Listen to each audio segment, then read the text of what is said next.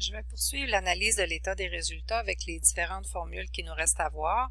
Donc, quand on compare les rentabilités au taux d'épargne du marché des capitaux pour des placements à long terme, on regarde le taux d'épargne pour trois différentes sources. Donc, OEQ, c'est Obligation d'épargne du Québec. OEA, c'est Obligation d'épargne, c'est une erreur, donc c'est C, Obligation d'épargne du Canada, pardon.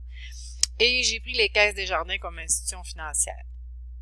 J'ai regardé un placement à terme sur 10 ans parce que c'est long terme. Ça me donnait 1,12% en moyenne quand j'additionnais le taux des obligations d'épargne du Québec, du Canada, puis le taux d'un placement chez Desjardins, ça me donnait en moyenne 1,12% d'épargne. Ça veut dire que quand je place 100 $, ben à la fin de l'année, j'ai 0,12%, c'est-à-dire à chaque 100 $, j'ai 12 $ que ça me rapporte. Pour l'autre formule, le taux d'intérêt moyen sur les dettes, je prends les intérêts que je paye sur les dettes à court terme et à moyen long terme. Donc, c'est deux données que je vous donne dans l'exercice. Vous multipliez par 100 puis vous divisez par les dettes totales. Les dettes totales, c'est l'ensemble du passif. Ça va vous donner en moyenne combien je paye de taux d'intérêt sur mes dettes. Ensuite, l'effet de levier, qu'est-ce que c'est? L'effet de levier, ça veut dire quand est-ce que je lève de l'argent. C'est ça que ça veut dire, l'effet de levier.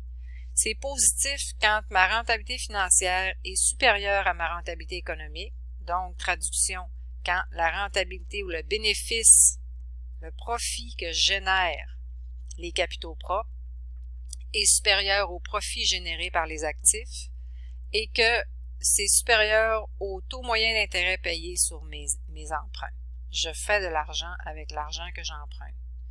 Donc, par exemple, j'ai une rentabilité financière de 6%, j'ai une rentabilité économique de 3% et l'intérêt que je paye sur mes dettes est à 1,5%. Je suis dans un effet de levier positif, c'est-à-dire que j'emprunte de l'argent à 1,5% et j'en fais de plus que ça en pourcentage.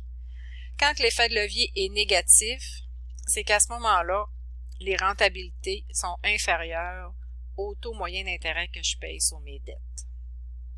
Donc, à ce moment-là, j'emprunte un taux d'intérêt plus élevé que ce que me rapporte mon argent ou le profit que je fais sur mes actifs ou sur mon avoir propre. Donc, on appelle ça perdre de l'argent avec les capitaux empruntés.